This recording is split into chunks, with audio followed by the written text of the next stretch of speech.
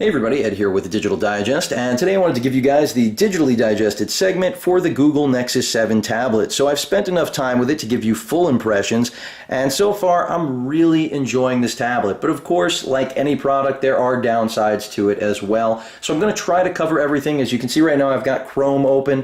It is of course Flash free. Flash is no longer part of even the Android experience once you get to Jelly Bean 4.11. And that's because Google is embracing HTML5. Unfortunately, a lot of the content out there on the web is still Flash-based. So even though I like the idea, and in terms of timetable, HTML5 was supposed to be predominantly, everywhere at this point, it still isn't. So I'm not so sure about that. That's one of the few things I'll be talking about through the course of this review in terms of the love-hate relationship I have with this tablet. But for those of you out there right now wondering, is the Nexus 7 worth the money you'll be paying for it, respectively at $200 or $250, depending on whether you go with 8 or 16 gigs of internal storage, the answer is absolutely yes. Now, whether or not it's going to meet your personal needs and expectations of what you desire to do with a tablet, I'm not going to say an Android tablet, but just a tablet, and I'll explain that a little bit later as well, that's a completely different story altogether. So in the past I gave you guys an unboxing, talked about the internals, talked about the price point. They're all really compelling. Best internals and price point of any tablet to date. In fact, many tech journalists are calling the Nexus 7 the best Android tablet ever. Now that to me is a bit of a stretch. I understand if they're looking at it from the perspective of pricing. However, when you talk about build quality, screen quality, even the processor's performance, all of those things have been bested already in items, tablets like the Toshiba 7.7 that I have reviewed, storage expansion. It's just missing so many features that are on luxury Android tablets that users like myself are accustomed to having. Does that mean we need all of those features, the general public? Absolutely not. But to assume that this is the best tablet simply because of its price point and operating system is, in my mind, a very short-sighted statement, especially since things like the Transformer Pad Infinity, Toshiba 7.7, as well as the Acer Iconia A700 will all be receiving, Jelly Bean updates, even though they're currently on ICS. So once those tablets receive Jelly Bean, they will be far superior to the experience, at least I believe, that you're getting here, especially since most of them will still have a stock browser, not just access to Chrome, that will still be Flash enabled. I could be wrong about that, but I believe that will still be the case. That's part of the luxury you buy with going with one of those more expensive tablets. But as I've been making you guys dizzy just scrolling up and down this page, really what that serves to show you is exactly how smooth Project Butter has yielded the experience, or the experience has become in the process of this Jelly Bean update. I'll go ahead and go to another web page for you guys. No haptic feedback here, not that that's a big deal for most of you out there, especially if you're coming from an iPad, which is something I want to talk about also in terms of the marketing and what Google really is attempting to achieve through a tablet like this. For me, if I didn't already have something like the Toshiba 7.7, this would be not even a hesitation in terms of a purchase, even though it doesn't have a lot of the core functionality that I've come to expect from even budget tablets, even though the internals and build are all excellent. Not having micro SD card slot for storage expansion, not having HDMI out, not having a USB port for traditional accessories, those are things that we've all come to expect. And obviously at the price point, I can't criticize them for not being there, but I can say, boy, if they had thrown a micro SD card slot on here, it would have made a big difference in terms of the way I can personally view the Nexus 7. Unfortunately, that leaves me to believe this is purely a media consumption tablet. Now, that's not to say that you can't root it, because you can. It's a developer's tablet. It's a Nexus device. Root it, go to town. You'll be able to use hard drives by connecting it with the micro USB port at the bottom, which is the same, cable that you use to charge your phone. I love that they went with that instead of something proprietary. But the fact remains that out of the box, this is a smooth, fantastic device, but really only if you're coming from something like an iPad will you not miss most of the features that I'm mentioning, like Flash, storage expansion, video out. Those are things that all Android users have pretty much come to know and love. And even if you don't use them on a regular basis, you just expect them to be there. So That's one element of my love-hate relationship with this tablet, because there's so much potential in the performance, and yet there are some shortcomings. Let's focus on Flash, because yes, I've been showing you Chrome. It is absolutely flawless. In my opinion, it beats everything on the market right now, including the iPad, of course. Let's go over to ESPN. And Flash performance on this is wonky, to say the least. You can, sideload Flash, and it will work, but I can tell you right now, do not have high expectations. It isn't stable. And the reason is fairly simple. It's because, Google is going for a polished encounter, the best possible UI and overall experience that you can have. And they know that one of the ways of doing that is putting a beast of a processor in here, which you get in that Tegra 3, and then pulling something like Flash is only going to make things even easier, obviously, for this tablet to chew up and spit out.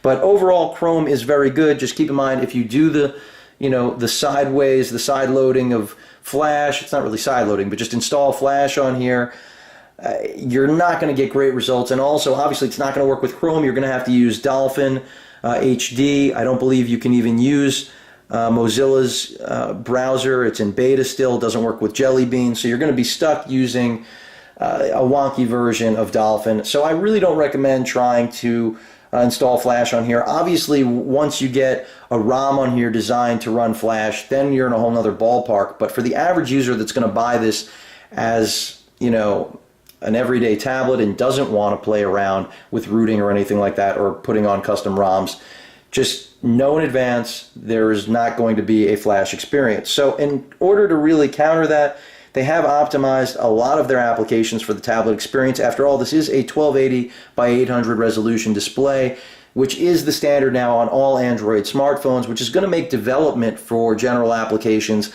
a lot easier. So for those of you out there saying, hey, where are my apps for tablets? Now your apps are going to work uniformly, whether they're for your phone or your tablet. So everything's going to look good here. That's the point. Now that's another element that I'm not going to say I dislike. I like it from a development perspective, but the fact that this looks just like a stock ICS phone just doesn't sit well with me. I kind of have grown to expect a different experience, and I understand the development viewpoint in terms of one platform. It's going to be a lot easier to develop for. However, this kind of reminds me, unfortunately, again, of an iPad, that I'm looking at a giant iPhone in a sense. Here I'm looking at a giant Nexus, which isn't a bad thing. In my opinion, it's certainly better than looking at a giant iPhone, because it can do a lot more and it costs half the price of an iPad. With the same amount of fixed internal storage, no ability to expand that storage, no video out natively, at least on the device. I'm sure workarounds will eventually be had, even though I know there's no MHL out. So you can't buy an MHL adapter and hope that it's going to work. So don't even attempt that. But, this thing's going to get hacked. There's no question about it. So in my opinion, you're buying what equates to an iPad at a much lower price, and it's much more powerful. It's my best way of putting it in what I see here. And obviously, the entire experience is driven by the Play Store. So let's talk about that. Obviously, I've shown you guys in the past, in my initial impressions, update the little Google suite that launches there. And this just reminds me so much of my phone. That's where I'm saying to myself, did I just buy another one of my phones? Part of what I've always loved about Android is that, you do get a different experience on the tablet. Those of you who hated Honeycomb, well, you're going to probably love Jelly Bean, but you may have missed ICS because they are extraordinarily similar. So you get this suite here. Obviously, Chrome, which you guys were just looking at, the browsing is just phenomenal, but Flash free. So again, your reference point is really going to determine whether or not that's make or break. For most of you, you're going to just love it. For me, I'm kind of missing that stock browser for the Flash capability that I expect from all of my Android devices. Google Maps, big improvement. Let me show you one. So now, when you actually want to, go somewhere, let's say I'm looking up a restaurant, DB Bistro just came up, populated. Of course, you can get your traditional reviews, all of that information, but now you have the ability to actually look inside the restaurant, which is a completely new feature, and that's part of the Jelly Bean update. That's why I'm showing you guys. It should be right here. I'm looking for it. Should be. I'm not sure why I'm not seeing it right now. See if I tap it again if it populates. There it is. So it actually has, much like the street view for Google Maps, they've now developed see inside. So if you want to see the venue you're going to, whether it's a bar, a restaurant, a club, whatever it may be, you can actually now actively, view the entire place. And when I say the entire place, it's not fixed there. You can tap and actually advance through the entire restaurant or whatever the venue may be. Also a really cool feature, but I can't really demonstrate it here, I can give it a shot, is that you can use the compass mode to actually, let's see if I can get this right now, to view the restaurant. In this case, we're now staring at the floor, but if I tilt it up, you can see we're now looking around, literally looking around the restaurant. So unfortunately, my camera's not set up to show you guys the best viewing angle for that. That's why we're looking at the floor right now, because the tablet, that's where it's pointed. But I think you get the idea. Wherever you look, it will actually show you as if you're standing right there in the restaurant or whatever venue, again, that you're looking at. So very cool feature, besides the fact that they also did add, as I mentioned before, offline mode, so you can now download your maps and not have to worry about having a data connection in order to use GPS functionality. Granted, in the past you could install a third-party app that you'd in most cases have to pay for in order to utilize GPS on your respective tablet, but you did lose, of course, Google Maps, and that really is the best in the business when it comes to navigation, especially on a mobile device. So really nice to see that they finally incorporated that, something I've been waiting for a long time. It's going to allow a lot of people to use a lot of different Android tablets as their go-to GPS devices now in cars, especially a tablet like this. So, I really do like what Jelly Bean brings. As I showed you guys in previous videos, you've got the gesture to bring up the card system, which will give you geolocation-based, I brought up the wrong feature there, voice search, or voice commands I should say, but it'll bring up the cards that will essentially populate and based on your location and show you every possible pertinent piece of information associated with what you might need to know, from your commute home to flights, bus routes, everything. I mean, it's just really, really impressive. And I don't have it set up right now with my actual location, but I've used it, and it's very, very cool. I highly recommend you guys see this. This is one of the ways, and I showed this in my initial impressions video, that Google, just as usual, just blows everyone away in terms of making their software more user-friendly, getting access to the information you need in less touches. In this case, it's one touch, gives you all of the info. So if you need to know, your traffic route home, how long is it going to take to get home, there will be a card there that shows the exact route, traffic, and then gives you the ability to pick what type of navigation you require. Same applies to weather, public transit, same idea there. You're going to get all of the different bus times or whatever you select, and it's remarkable. And then if you use the voice commands, you can of course schedule appointments, and that'll then populate your appointments, just about anything you could think of, the sports games you want to follow or tournaments, flights. I mean, this is where they break the mold, and that's part of what Jelly Bean is going to incorporate into our standard expectations of mobile devices, something that clearly no one else in the business is doing. Now let's talk a little bit about the voice commands. Go back and jump to the home screen. Then I'm going to show you guys some of the Play Store stuff, because that's the other big element, obviously, of the Nexus, since the Play Store is what drives the entire entertainment experience. So if I go ahead and bring this up, do a simple search. What's the weather like this week?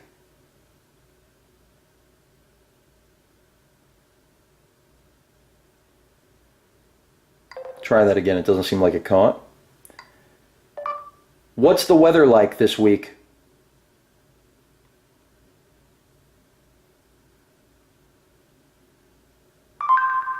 Here's the forecast for New York.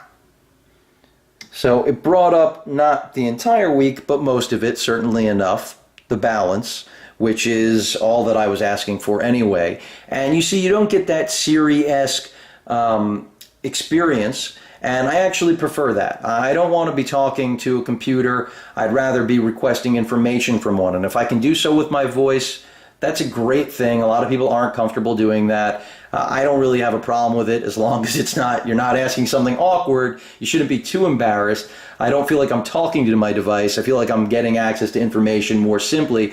And Jelly Bean, I can tell you right now, blows away just about everything in terms of voice recognition capability. In general search mode, if I were to bring up something like what year was Pulp Fiction made?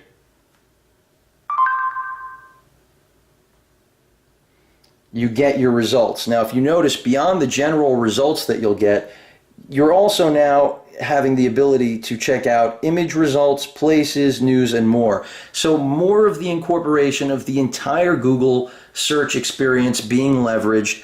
For those of you who still use Google as a search engine, obviously these are very familiar things, but they were never incorporated into the original voice command system. You know, if you did a search on ICS, you just got results like you see right here. You didn't also get a tab with the ability to actually refine those things with the touch of a button. Of course, there are settings, you know, you can change things here, but the overall search capabilities, the ability to schedule an appointment, make an appointment for next Wednesday for the eye doctor.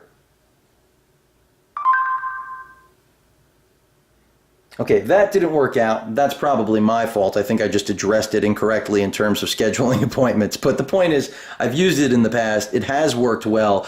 Overall, I can tell you the voice command system here is just more polished than anything Siri represents remotely. It also isn't depending on a remote server. So it's just, the experience is great, even though I may not have done the best job to demonstrate that.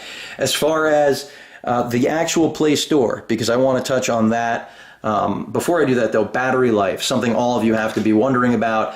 You're looking at, you know, they estimate 10 hours. I've been getting with screen brightness, which by the way is all the way up right now, but at about 50%, around 8 to 9 hours. So pretty close, which for, again, such an affordable tablet is just mind-boggling, but I've got to wonder how much of that has to do with, you know, that Jelly Bean update, and what kind of battery life will that bring to other competing tablets that are sitting on ICS right now.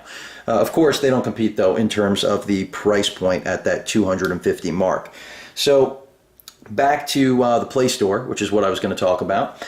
Let's go ahead and take a look at, first of all, they include the Nexus 7 guidebook, which they should, because for those of you out there who are thinking that this is a competing product for the Kindle Fire, that's who this is for.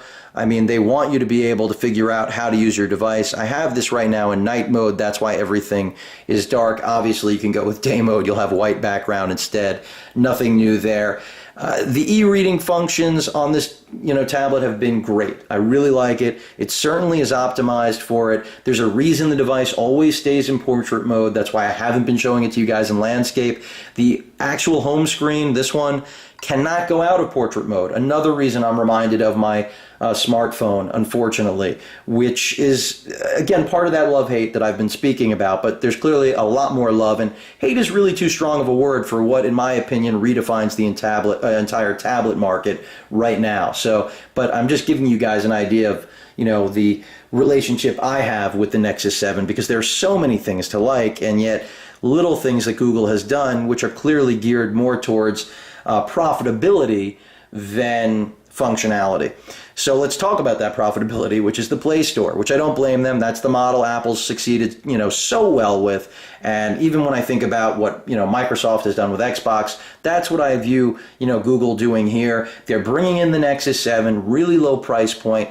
Apple doesn't even, I mean, I can't believe that Apple really doesn't believe this is competition, but the fact that tech analysts and journalists have been viewing this as only competition to the Kindle Fire, that's exactly what Google wants you to think, in my opinion, because this is the beginning of them slowly, you know, not cannibalizing, but picking away at that iPad market share, something they personally themselves have not pursued thus far, because every other Android tablet has been simply made by a manufacturer. It hasn't been a Nexus device. Now, that's not to say that, you know, the Nexus brand has astonishing sales behind it, but at this price point and with this type of performance, there's very little to hold it back especially since Apple does not make a competing product in this form factor. Now, there is a very good chance that Apple will do so. However, I'm not interested in speculation.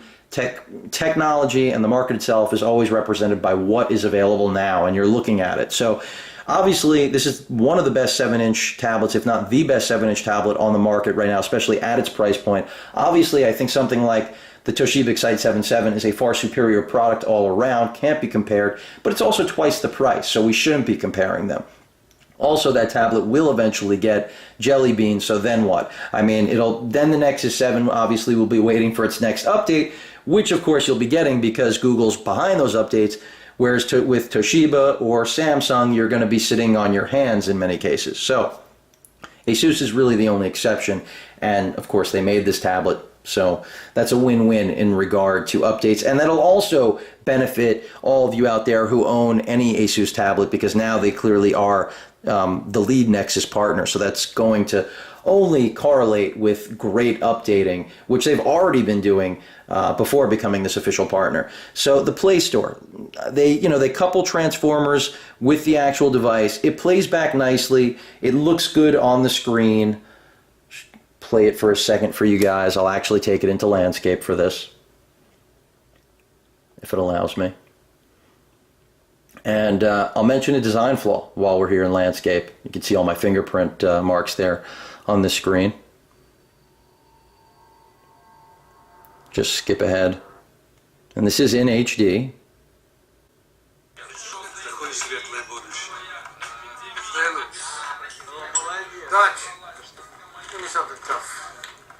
So you can see just a short sample there. Video and audio quality was really good. The only problem is the speaker is right here on the back side. So another indication this was not meant for landscape viewing, because obviously your hand is going to end up covering that speaker. So unless you're going to be using headphones, keep in mind, anytime you go to watch a movie on this, unless you have it docked or propped up in a case, you're probably going to impede the speaker. On that note, the speaker quality is really good, especially again for the price point. Very impressed with the speaker quality, and I can't say much more about it. I mean, it could have only been worse, really, because it is clear, it's loud. Is it amazing? I mean, it's stereo, but the speakers are right next to each other, much like on the Infinity. So, it's, again, just a loud, clear sounding speaker system. However, a design flaw, as I mentioned, right hand is going to cover it during movie or television show watching.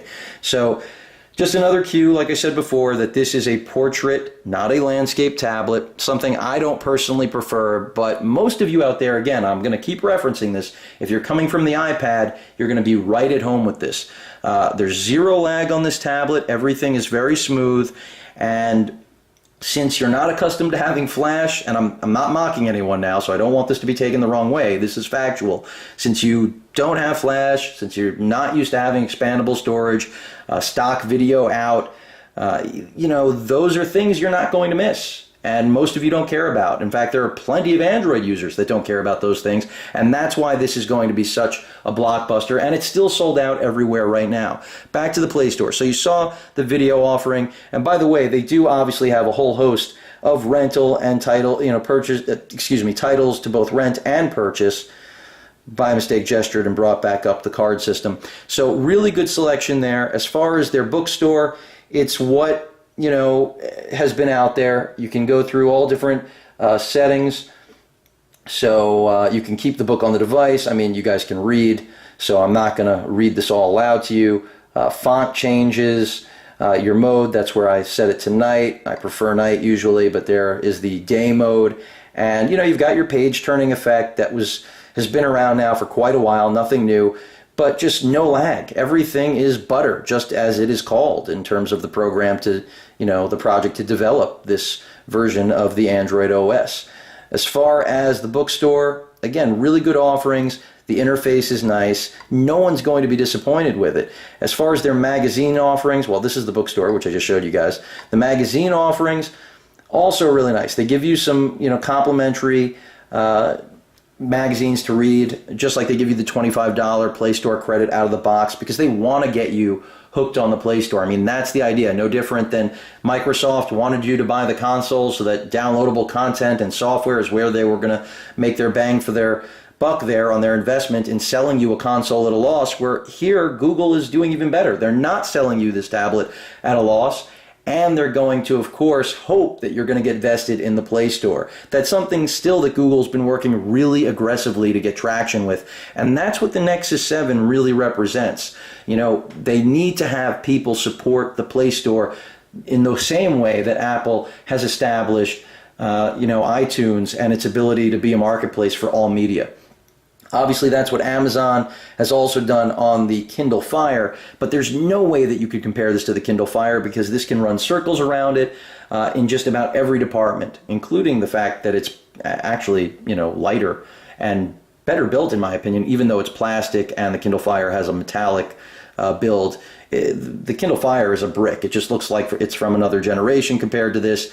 And even though the Kindle Fire can stand on its own 2 feet, it's not a horrible tablet. Clearly, here you have Jelly Bean. This is just a multimedia powerhouse that Google has restrained in order to not cannibalize the balance of the Android tablet market, in my view. So, just show you guys a magazine. Let's jump into Esquire. You guys can see what the view is like, how long it takes to load, all of that good stuff. Of course, you get a timeline in order to jump through the actual pages, so you don't have to go page by page. A single tap at the bottom will bring up that timeline so that you can jump to whatever page you'd like. And you can actually completely reformat, in some instances, some of the magazines, which is nice. Certainly a good touch, but everything here looks great. So as far as an e-reader, whether you're looking at magazines or books, this is going to be a knockout. And that's where I can say, if the Kindle Fire's real appeal is e-reading and tablet secondary functionality, this is everything first. You're not sacrificing anything here. A better display than you're getting on the Kindle Fire, a better display than you're getting on pretty much any 7-inch tablet, and then you're also getting the best software. So I don't know what's not to like as far as e-reading, as long as you can deal with backlight displays. Some people still need to go with non-LCD based. They need a traditional Kindle. I understand that. But if you're one of those people that has been buying Nooks and things of that nature and rooting them in order to get a cheap functional tablet, the Kindle Fire or those tablets are completely outdone, obviously, by this. They should not even be compared. So every time I hear a comparison of this to the Kindle Fire, I will continuously cringe. I know I've said it before. You guys can hear me say it again, because it just shouldn't be. So really nice interface, very good looking suite of magazines to choose from. Nice that they give you some for free out of the gate to get you interested. They want you to start purchasing media. Let's go ahead and look at the Google Play Music Store. Nothing new here. Again, completely compatible with iTunes, so that's a really good thing. And it just works, folks. There's nothing bad to say about this. You're going to be able, through the cloud, to pretty much access all of your music. What could possibly be bad about that? And you'll have absolutely no problem converting your entire iTunes library, because of course, Google's taking care of that. It's all automated pretty much. You just got to point and shoot and you're good to go. So all of the Play Store elements are there. The fact that now you've got this unifying 1280 by 800 resolution that this 7-inch display has, you're going to have pretty much every application, including Tegra 3 developed games, look great on this display. Gaming is solid, no question about it. Jelly Bean, because it's so new, does limit some support on third-party software. It'll take some time, obviously, because this is the only device other than the Galaxy Nexus right now that has Jelly Bean. So also Zoom Wi-Fi does have it. My original Zoom Verizon LTE version does not have the Jelly Bean update yet, but hopefully Verizon will allow it to finally get pushed out. No reason not to. And basically, as Jelly Bean becomes the standard, which shouldn't take too long, then obviously all applications are going to work flawlessly with it. I've encountered a few apps that didn't work, but overall everything just works really, really well. Just open another ebook for you guys.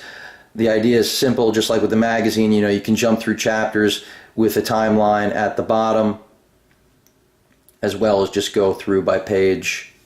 And of course, bookmarks. I mean, those of you who have used the Google Play Store for e-reading already know what to expect. Of course, you can still use your Kindle or Nook app on here, so that's why I can't recommend something like a Kindle Fire or Nook, when you can do all of what those devices do here and so much more on this tablet. So a really great value. I'm trying to think of other things.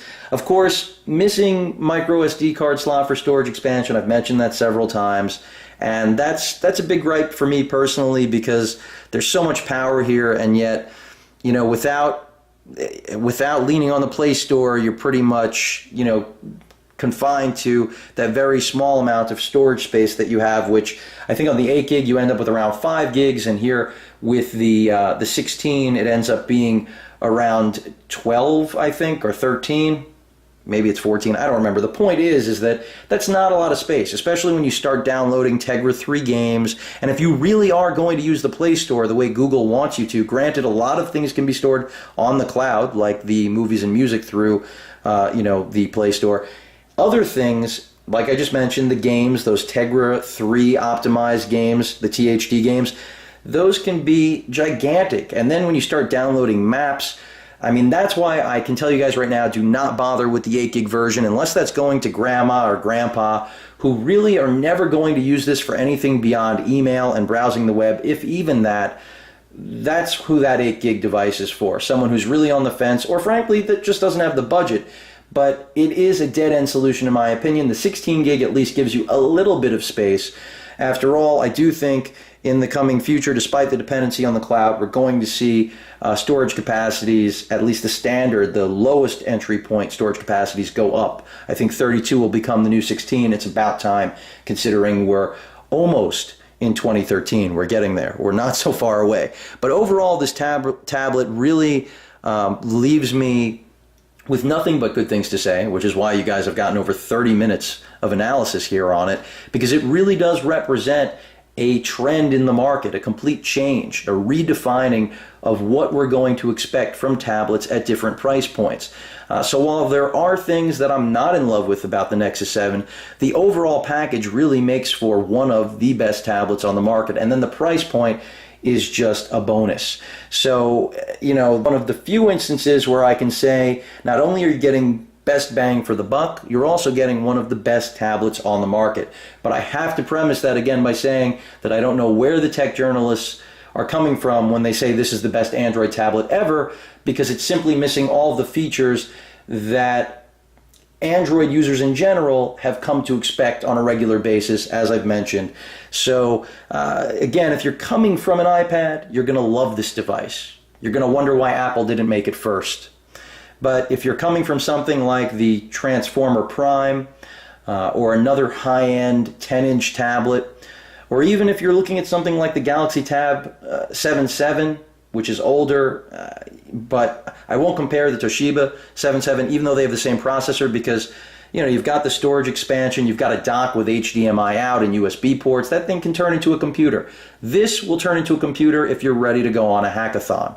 So that's the key difference, and the crowd that Google has designed this device for, those aren't the people that are going to go on that hackathon. Granted, I know plenty of people that will, because they've been waiting for a Nexus tablet. The majority, at least the audience that Google's looking to sell this to, that's not the audience that's going to play and pick this thing apart. So basically, this is a media consumption tablet. It should be viewed as such. If you're looking for something to bridge the gap, replace a computer, you should be looking at something like the Transformer Pad Infinity or another large format tablet, but I don't think anything matches the Transformer in terms of replacing a computer, and that applies to any tablet on the market. I do think that's the best device on the market right now. I haven't given you guys a digitally digested review of it yet, but in my opinion, nothing matches up to it right now in performance, and when that tablet eventually gets Jelly Bean, sky is the limit, considering what I'm seeing out of this 1.2 gigahertz clock Tegra 3, whereas there you've got a 1.6 gigahertz newer version of the Tegra 3, or I should say overclocked. It is a different version. But overall, really love the package that the Nexus 7 offers. Battery life is great. The front-facing camera, I didn't mention through this whole review, it is adequate, not phenomenal, certainly works. But again, battery life, screen quality, processor performance, all stellar. And build quality, despite, what I've read online, people complaining that the glass is uneven and lifted in certain areas, my unit is perfectly fine. I can sympathize, however, though, because I do know that the transformer pad Infinity did suffer from that. As I mentioned in some of my previous videos, there are some areas where the glass is creaking and I'm worried about dust getting under it. Well, that's kind of the same issue. But as far as dead pixels and even backlight bleed, less backlight bleed issues on the Nexus 7 than there are on the transformer pad Infinity. So that just goes to show you how much ASUS really respected this partnership with Google on this product. They knew they had to make as good a device as they possibly could. Volume rocker and power button work well. They are tactile. I like the way they work. Would have liked to have seen haptic feedback, but that's really not a criticism at all. The microphones on here are great. For video chat, you're not going to be disappointed. The noise cancellation works really well. And as I mentioned before, speakers really loud, just don't love the placement. I think the fact that they disregarded the entire multimedia landscape viewing experience is just a disappointment for me personally, especially since this is a media consumption tablet. Certainly shows that they're leaning more towards the portrait mode, which obviously the iPad has great success in. So I'm not saying they're taking a lesson from it, but clearly Google has done their homework in designing this. Also, you notice there is a port here very similar to the Nexus phone lineup for docking. There's a dock for this. I believe it's priced at $50. That'll just allow audio out and charging. That's pretty much it. And then, as I mentioned in previous looks at this tablet, you get a standard micro USB charging port, which is great because that's just one less cable that you've got to carry around. Charging time is relatively long, but that's fine considering battery life is really good. Your 3.5mm headphone jack is at the bottom of the tablet. That kind of makes me think they did realize that you were going to be watching movies in landscape. So again, I just don't understand why the speaker went here, but if that's my biggest criticism outside of the fact that Flash has been dumped prematurely, then the Nexus 7 really is above and beyond what anybody could really expect at this point, because it's built well. The rubber backing is very grippy. Love the texture. You're not gonna have any slip issue. The Toshiba 7.7 built beautifully, metallic construction, but the fact remains it doesn't have a very grippy back. That's part of the reason it's always in a case. So well-made tablet, great specs, great user experience. Google pushing the envelope on the Nexus brand, what it represents, and in my opinion, again, this is the beginning of them being Google, starting to slowly chip away at that iPad supremacy in the tablet market. And they are starting small, which is the best way to do it. Because if you can get people just slightly hooked on the Kool-Aid, that's where it all begins. And I have to say, the Kool-Aid's pretty good here, as cheesy as that sounded. Anyway, really enjoy the Nexus 7. Highly recommend it to anyone who's on the fence. But again, go with the 16 gig version. They may come out with ones that are radio enabled, LTE enabled. That would certainly be a good idea, I think, because this is a great mobile companion between its battery life and overall performance. So just remember, no flash, no storage expansion, no video out, but everything else is absolutely phenomenal. And your access to information has been, in my opinion, completely revolutionized, along with the great home comforts that Ice Cream Sandwich already afforded all of us. But that pretty much covers it all, folks. If you guys have any questions or comments, please feel free to post them. And of course, as usual, please feel free to subscribe. Later.